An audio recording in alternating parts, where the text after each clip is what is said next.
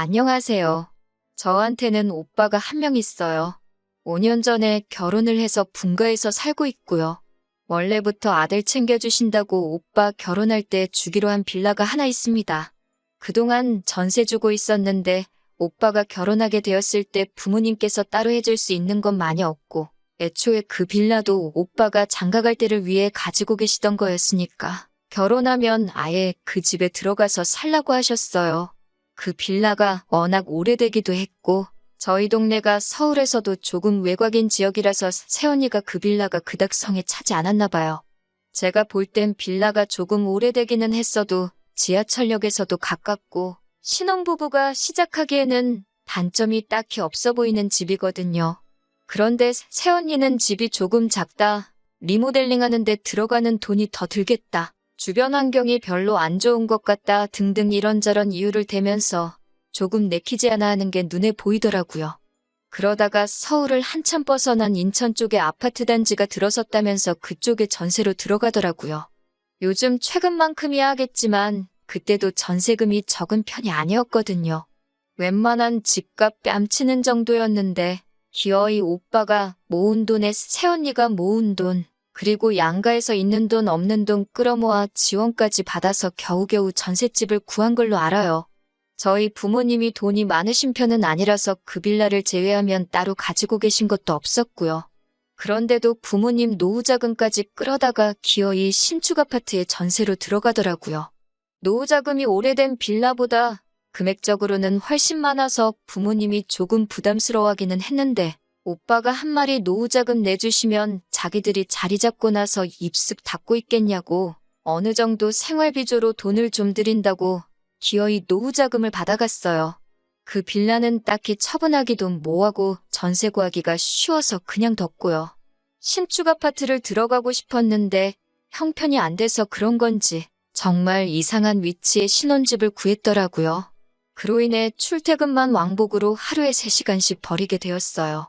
그래도 신혼이라 행복한 지 얼마 안 있어서 아이도 갖게 되고 그렇게 세 식구가 그 집에서 잘 사는 것 같더라고요. 나중에 알고 보니 그 집을 구한 이유가 새언니네 친정하고 가까워서 구한 것 같다는 말을 들었습니다. 원래도 저희 집이 가족들 모이는 거에 크게 연연하지 않는 타입이기는 하지만 그래도 어버이날이나 부모님 생신 같은 날이 되면 누가 봐도 집이 멀어서 오기 귀찮아하는 게 뻔히 보이는데 바쁘다는 핑계로 한 번도 찾아오지 않았어요. 오빠가 결혼하고 5년 동안 얼굴 본 게 손에 꼽을 정도밖에 안 됩니다. 심지어 명절날에도 지금 사는 곳이 오빠네 친정하고 가깝다고 그쪽 먼저 다녀오고 본가에는 연휴 막바지에 하루 일정으로 와서 얼굴만 비추고 가는 정도예요. 조카 데리고 오면 손주 왔다고 부모님이 참 기뻐하시는데 아무리 멀어봐야 2시간 거리인데 그게 그렇게 오기 힘든가 싶은 생각도 들었습니다. 아무튼 저도 슬슬 만나고 있는 남자친구랑 결혼 이야기가 오고 가기 시작했어요. 남자친구나 저나 모아놓은 돈이 그렇게 많은 편도 아니고 남자친구 집안이 그렇다고 신혼집 하나 사라고 돈을 턱턱 건네주실 만큼 형편이 좋은 분들도 아니었어요. 저희 부모님도 오빠 장가갈 때 노후자금까지 홀랑 써버린 덕분에 따로 저한테 지원해 주실 만한 상황이 아니었던지란 난감해하던 상황이었고요. 요즘 집값 어마어마하잖아요. 그래서 그냥 월세살이를 해야 하나 아니면 저도 남자친구와 제가 대출을 있는 대로 땡겨봐야 하나 그렇게 하루하루 어떻게 해야 고민하던 찰나에 부모님께서 마침 올해 말에 빌라 전세 계약이 끝이 나니 그때 되면 그 집에 저희가 들어가서 살라고 제안을 하셨어요. 솔직히 노후자금 털어서 오빠 결혼하는데 보태주셨으니 당연히 그 집으로 노후하시겠구나 생각해서 기대도 안 하고 있었거든요. 그리고 여태까지 솔직히 아들 귀하다고 하시면서 아들만 챙기셨지. 저는 따로 챙겨주신 적도 없었고요. 그 빌라도 애초에 오빠 결혼하는 걸 대비해 마련해 두셨던 거였고 저는 그냥 남들 하는 만큼만 해주시려던 계획인 걸로 알고 있었는데 정말 생각지도 못한 제안에 사실 엄청 놀랐습니다. 갑자기 가장 큰 문제였던 집이 해결되었으니 너무 기뻤고 한시름 놓을 수 있었습니다. 남자친구 집에서도 사돈 댁에서 집을 해주는데 어떻게 그냥 입 닫고 있겠냐며 리모델링을 해주기로 약속했고 혼수도 전부 새 걸로 채워주기로 했습니다. 저랑 남자친구가 모아놓은 돈이 그렇게 많지는 않지만 양가 어른들께서 그거는 너네들 미래를 위해 적금이라도 들어놓으라 하셨고요. 아무튼 그렇게 이야기가 끝나고 저희는 연말에 전세 계약 만료되는 거에 맞춰서 결혼식을 올리려고 준비하고 있었는데 얼마 전 어버이날에 오빠네 부부가 웬일로 본가에 왔었습니다.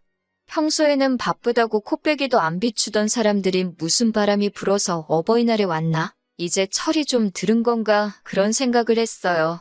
그도 그럴 것이 오빠가 결혼하고 나서 어버이날에는 항상 전화 한 통과 용돈 10만 원으로 퉁치는 게 전부였거든요. 아무튼 어버이날에 손주까지 데리고 와서 애교를 부리게 시키니 저희 부모님도 싱글벙글 하시고 맨날 통장으로 10만 원씩 보내던 게 전부였던 사람이 부모님 앞에 봉투 하나를 들이미는데 얼핏 보더라도 100만 원 정도 돼 보일 정도로 두툼하더라고요. 속으로 결혼 5년 만에 진짜로 이제서야 철이 들었네 생각하고 있는데 갑자기 청천벽력 같은 말을 꺼내더군요. 지금 오빠가 전세로 살고 있는 아파트가 전세가 만기가 다 되어 가는데 전세값을 터무니없이 올렸다고 설명하더라고요.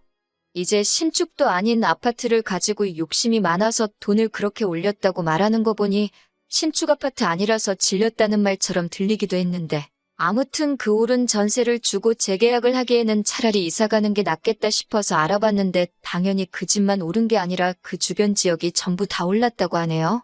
그래서 어렵사리 꺼낸다는 말이 이제서야 자기들이 볼품없고 오래돼서 살기 싫다고 거절한 제가 앞으로 결혼하고 난 뒤에 신혼집으로 쓰기로 했던 그 빌라에서 살 생각이라고 말을 꺼내더라고요.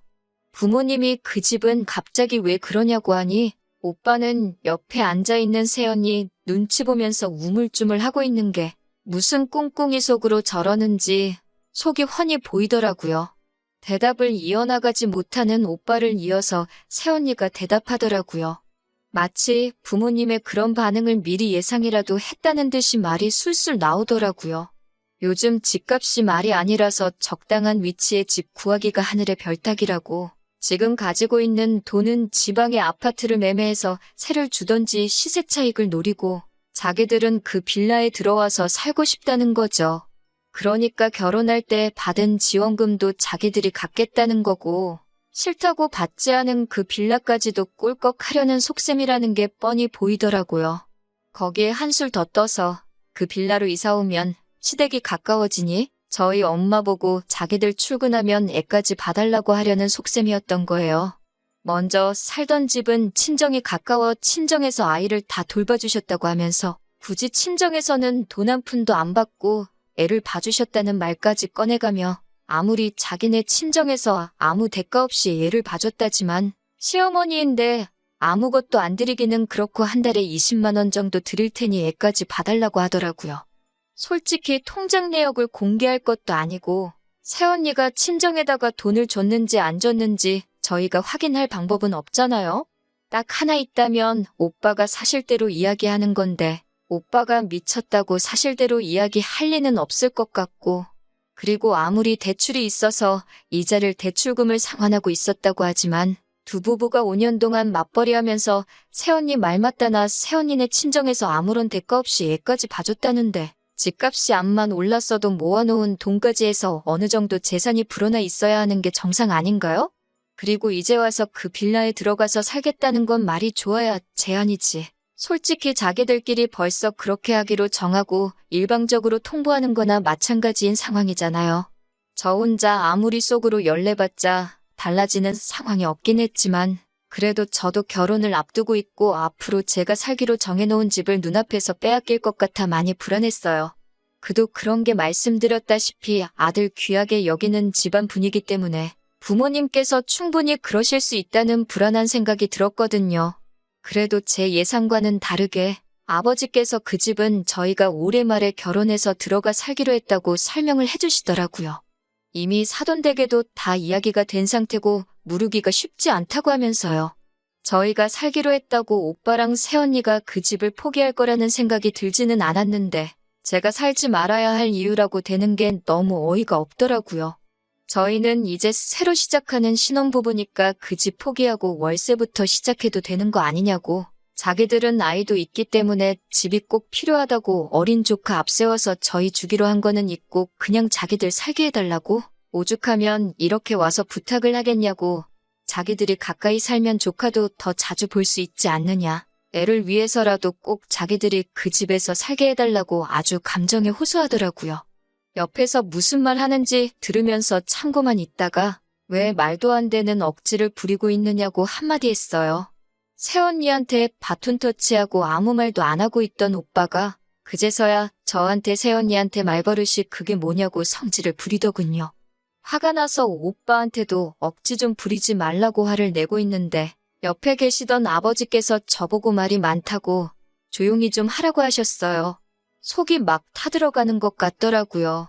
이대로라면 제가 살기로 한 그 빌라를 빼앗기는 건 물론이고 어쨌든 해주기로 했던 거 뒤집는 거니 제 예비시댁 쪽에서도 크게 실망하거나 최악의 경우에는 싸움으로 번져서 파혼까지 할 수도 있을 거라는 생각이 들던 찰나였습니다.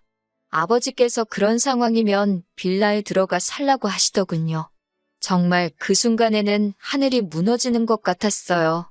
그런데 곧바로 이어서 하시는 말씀이 결혼할 때 지원금으로 받아간 노후자금을 돌려달라고 하시더라고요.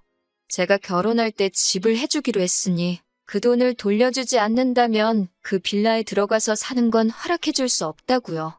빌라가 워낙에 구축이다 보니 시세가 그렇게 비싼 편이 아니고 부모님이 오빠가 결혼할 때 내어주신 노후자금이 오히려 더 큰 액수였거든요. 예상 못한 대답에 저도 오빠도 새언니도 벙찐 상태로 아버지만 쳐다보고 있었습니다. 새언니가 이어서 말하기를 그 돈을 돌려드리기는 힘들 것 같다고. 사실은 애초에 그 빌라에 들어갈 생각으로 그 돈 가지고 지방의 아파트를 매매해 놓은 상태라고 이실직고를 하더라고요. 그러면서 또 조카 이야기를 꺼내며 우리는 애도 있고 앞으로를 위해서 그 정도 투자는 꼭 필요한 거라고 설명을 하는데 계속 새언니랑 오빠 이야기만 듣고 계시던 어머니도 옆에서 한마디 거드시더라고요. 너네는 어떻게 그렇게 사람이 이기적이냐고. 너네만 잘 살면 저는 어떻게 되든 상관이 없는 거냐고 호통을 치시면서 딱 잘라 말했고요. 그러니까 오빠가 그러면 우리는 어떡하냐고. 그러면 지금 부모님이 살고 계시는 집이라도 비워달라고. 그러면 두 분 살만한 월세방 구해드린다고 하면서 말입니다. 그리고 그 월세는 저랑 같이 돈 모아서 내드리겠다고 하는데 거기서도 제 의사 따위는 물어보지 않고 뻔뻔하게 행동하는 게 어이가 없더라고요. 아버지가 처음으로 오빠한테 화를 내셨어요. 아들 장손이라고 오냐오냐 키웠더니 경우도 모르고 지만 아는 아주 천하의 몹쓸놈으로 키웠다고 성을 내시더군요. 아버지는 오빠를 그 빌라에서도 살게 할 생각 없다고 했고 본인들 노후자금으로 준 돈도 돌려달라는 초강수를 두셨습니다. 새언니는 이미 증여해 주신 건데 그걸 어떻게 돌려주냐고 그렇게는 못한다고 바닥에 드러누워 아둥바둥 악을 썼고 오빠는 나중에 다시 이야기하자고 말하고는 억지 부리는 새언니 데리고 일단 돌아갔습니다. 나중에 알고 보니 이미 증여한 재산일지라도 생활비를 드리겠다는 걸 빌미로 그 돈을 가져갔으니 이건 일반적인 증여가 아니라 상반간에 합의된 부담부 증여에 해당하기 때문에 여태껏 오빠네서부터 어버이날에 10만 원 계좌이체해준 내역 말고는 아무것도 없어서 부담부 증여에 대한 계약을 해지해서 반환 청구를 할 수 있다고 하더라고요. 변호사님 통해서 들은 말이니 틀린 말이 아니라고 생각해서 어머니가 그 사실을 오빠에게 전화로 이야기했더니 그제서야 죄송하다고 그 빌라에서 살겠다는 말은 두 번 다시 꺼내지 않을 거고 앞으로 생활비도 보내드릴 테니 그러지만 말아달라고 싹싹 빌었다네요. 제가 지켜낸 건 아니지만 어쨌든 잘 끝난 것 같아요. 부모가 자식 사랑하는 건 다 똑같은 거라고 오히려 여태껏 차별받으며 자라왔다는 게 괜히 제 자격지심이 아닐까 하는 생각이 드네요. 오빠네는 결국 지방에 매매한 그 아파트에다가 살림을 차리게 되었고 안 그래도 대중교통 타고 왕복으로 3시간씩 걸리던 출근길이 자가용을 끌고 4시간씩 걸리게 되었습니다. 차 한 대로 생활하다 보니 오빠가 언니까지 출퇴근시켜야 돼서 그 시간은 더 걸릴 테고 새언니네 친정에서도 멀어졌으니 아이돌 보는 데만 해도 돈이 또 나가게 되었다나 봐요. 거기에 저희 부모님한테 약속했던 생활비도 드려야 하니 아마 조만간 지방에 매매한 아파트는 팔고 지들끼리 따로 월세 생활을 하던지 아니면 그렇게 싫다고 하던 구축 빌라 하나 찾아서 들어가게 될 것 같습니다. 다른 건 몰라도 오빠네를 보면서 주어진 것에 항상 감사하게 생각하고 겉으로 보이는 화려함보다는 내실을 더 다지는 게 좋다는 생각이 들어요. 앞으로 제가 결혼하고 나서도 오빠네를 거울 삼아서 항상 겸손하게 살아가는 방법을 배운 것 같습니다.